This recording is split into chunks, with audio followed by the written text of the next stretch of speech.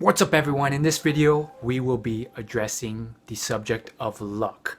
Now keep in mind that the message of this video is to make your own luck even if you do not have it now, because we will now be exploring the other side of luck, the side where people get lucky and you don't. So how does luck play into things? I think no matter what you are, where you are, if you are existent in this universe, luck is at play at some level. You could walk out the next day, get hit by a truck. You could walk out the next day, someone gives you $1 million. One could argue that's lucky, but then if you look at it from a higher level, it's like, okay, you inherited that money, but you were never taught personal finance. In about 2 years, you're probably going to burn through all that cash and be back to your normal state. Or you could look at the guy who inherited his wealth as lucky, but then when you look at his life play out, he's a drug addict, he's done nothing with his life because he was too pampered. All sorts of things play out and it gets very deep and complicated. Luck is one of those things that, although on a surface level you can perceive it as just this thing that's like, oh, that guy was lucky. On a deeper level, maybe he was truly unlucky. Maybe it was the fact that you were broke that pushed you, that motivated you to succeed. So it can get complicated. What about the guy who didn't get motivated to succeed? Now, let's talk about circumstantial luck and genetic luck. So let's start with genetic luck, because that's pretty obvious and quite interesting. This is when it is very clearly apparent, sometimes from a very early age, that a child is exceptionally gifted at a task. Now, you have those moderately successful child prodigies that almost every few months pop up on a national talent TV show, who can play the piano well or go onto a talk show and perform. Nowadays, those types of people pop up like every single month. But we're talking the truly genetically talented. And let's just be frank, the world's getting to a very competitive place where that's a tough thing. You could be 1 in 1,000, have IQ higher than the average person. You could have great talent for sports, but that still puts you in the league of thousands of others at your level, and then it just gets competitive and more competitive when you're at such a global stage with billions of people you're competing with. So when you look at this though, there are people who, like it or not, are at the top of this chart. The 1% of the 1% of the 1% of the 1% who are just naturally genetically gifted at what they do, to an extent where it's not about practice or work ethic yet. Although they will start doing that, they are incredibly lucky in terms of their genetic gift and an environment where they can express that. That is the nature of genetic variation and natural selection at play. That's why it is at play. It is so species can create different offspring to be resilient to the changing wild environment. And this era, it just so happens that for whatever reason, specific things like really good mathematical skills, chess skills, soccer skills, government skills, business skills seem to be highlighted in maybe a time or era 500, 200, 1,000 years ago. You kind of would have been screwed, and there's plenty of examples of this. Let's look at Warren Buffett. This guy acknowledges this numerous times, and he also was so interested in what he did that he went through every single stock market book in his public library before he was 11 or 12, I believe. It was a very young age is the point of it. And so you get to wonder, well, so is it all about luck in that sense? Yes and no, because even with these people, as I've mentioned, all those different levels of genetic skill beyond the actual average person, if you look at the book Outliers by Malcolm Gladwell, you find out that for a lot of things like IQ or height, they only help to a certain extent. You cannot succeed simply on talent or skill. They found that once you hit a certain threshold of IQ and a certain threshold of height for a basketball player, additional height doesn't help. Sure, if you're 3 foot tall versus someone who's 6 foot tall, yes, height matters. But once you hit about 6'2", 6'3", 6'4", 6'6", another 3 or 4 inches doesn't matter that much. Once you hit a certain threshold in IQ, they found, you are no more likely to be successful or win a Nobel Prize, even if you had 30 or 40 more points in IQ. Further books like Emotional Intelligence and Emotional Intelligence 2.0 go into further elaboration on other things that are even more important or just as important than IQ, such as emotional intelligence. And for that matter, it's pretty much common sense now that you think about it. There's many elements to success, including hard work, or as Malcolm Gladwell puts it, 10,000 hours of practice put into a task. Malcolm Gladwell found out in his book Outliers that amongst all different types of people studied and examined, from athletes to artists to programmers to billionaires, they found that the more time you put into something, once you had that threshold of talent and skill, the more successful that person was. When they compared the most successful violinist with those who weren't as successful, it was a matter of practice and time. Now, 10,000 is just a ballpark number. It could be more, could be less, depending on what you're doing. But they found this to hold true. And this was another element of luck at play here.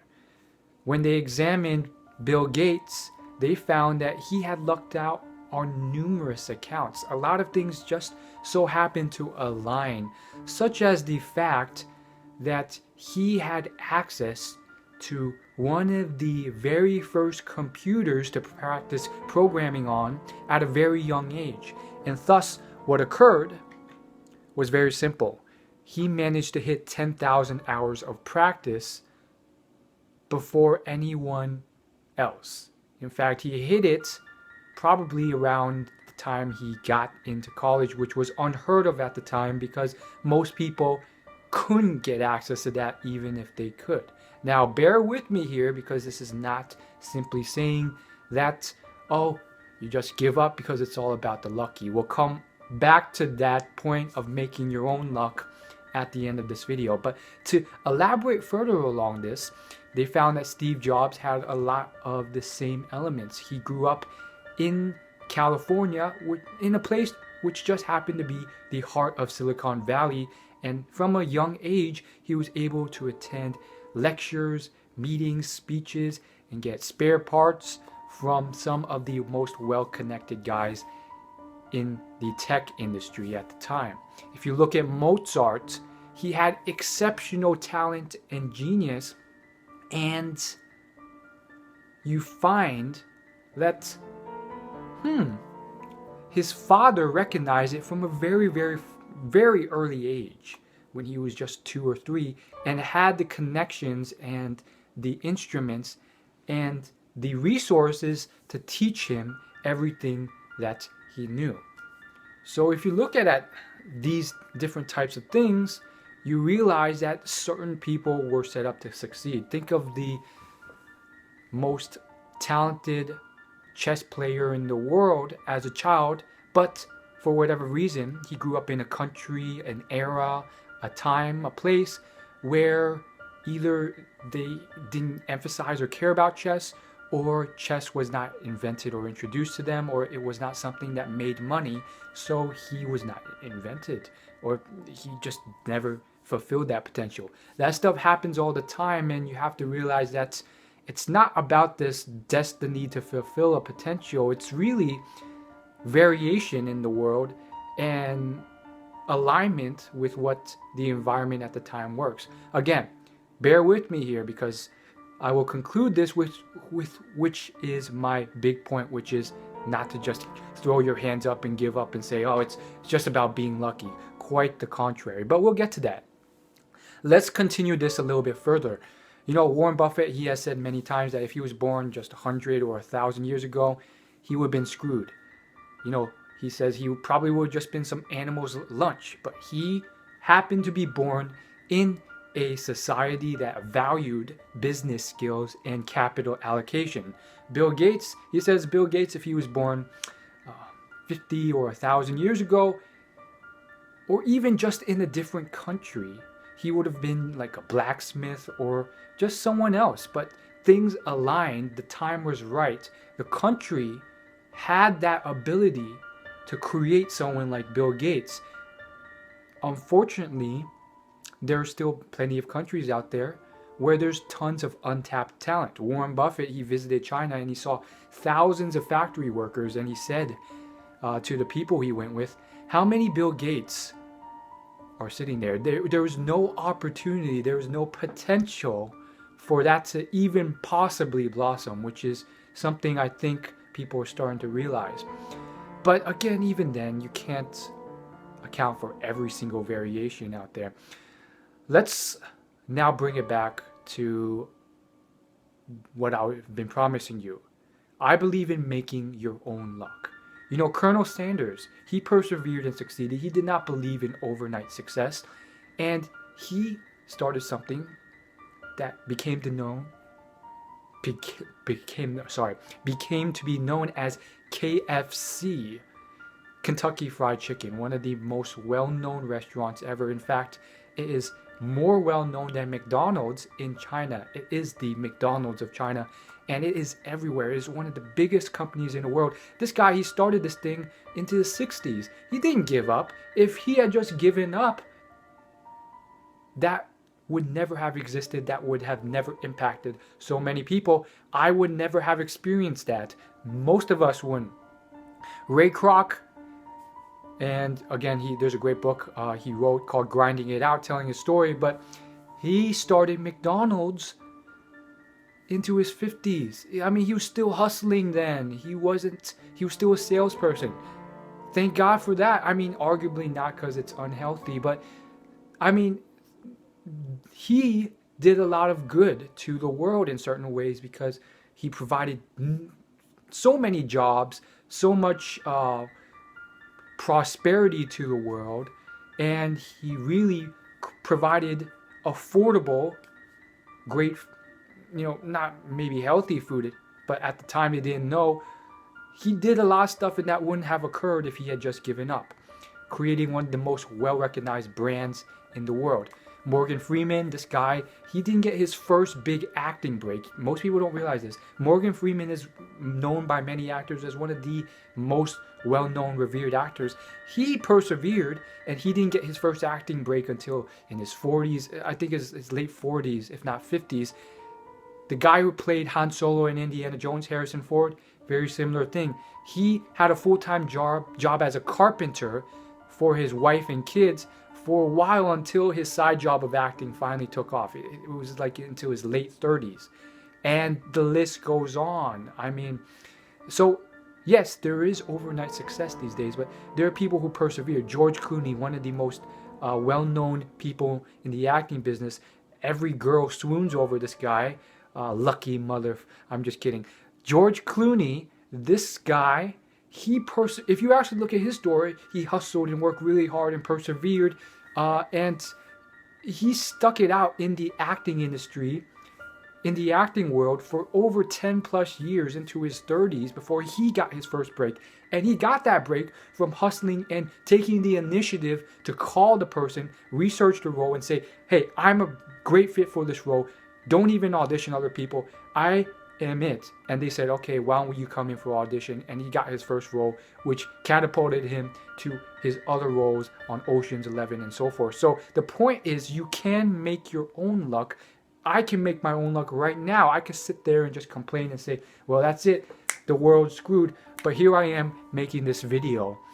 I can go out and network. I can hustle. I can get out there and talk to people that I wouldn't have talked to otherwise, even if it makes me uncomfortable, and say, hey, look at me. Look what I can do. Look how much work I'm willing to put in. And that opens you up to greater chance, the greater opportunities. You know, a lot of athletes, a lot of professional golfers, what they say, some of the best, what they will say is, the harder I practice, the luckier I get. So don't use luck as an excuse to just screw around and give up. That is a mentality. That is simply an excuse for people who are lazy to not do what they're going to do. So that's it for my presentation. Honestly, sometimes as I've mentioned before, it can get deeper and more complicated than you think. A failure, a mischance, pain, heartache could be your greatest blessing. You just don't know it yet.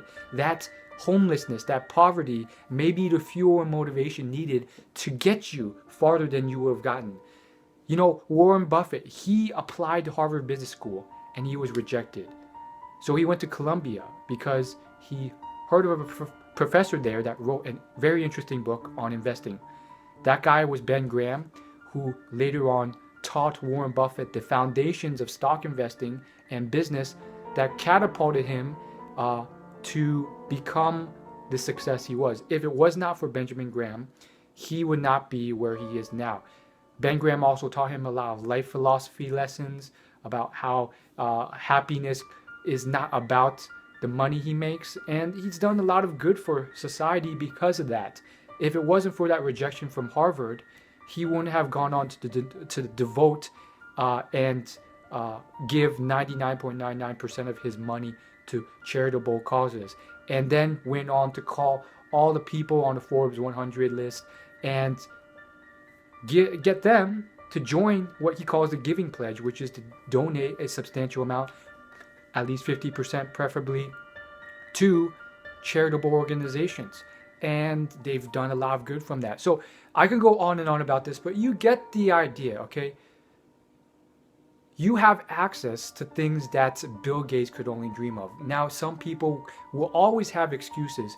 Oh, Bill Gates was so lucky. He had access to one of the first computers of his time.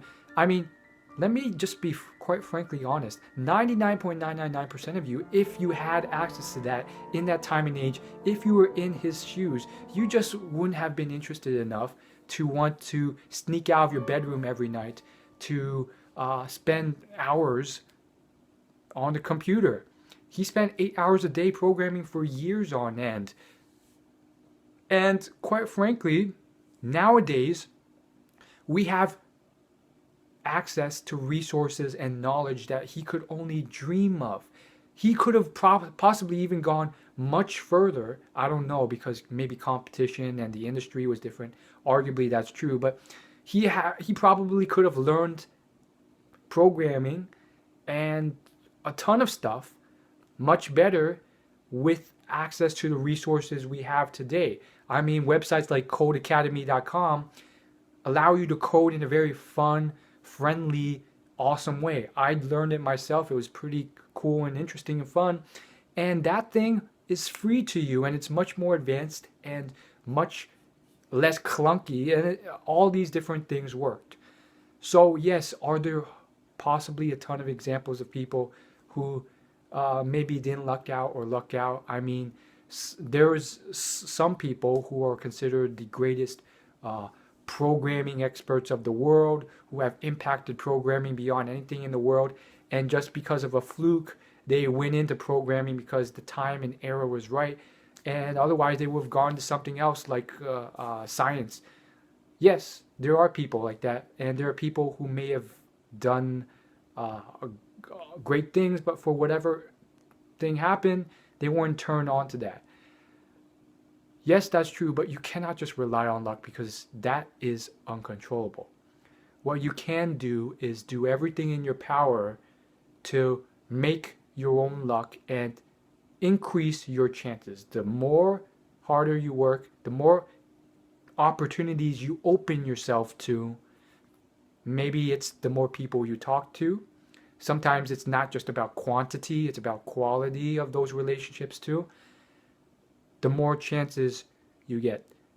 So keep hustling, get out there, help other people, constantly work on your health and well being, and do some good. Make your own luck.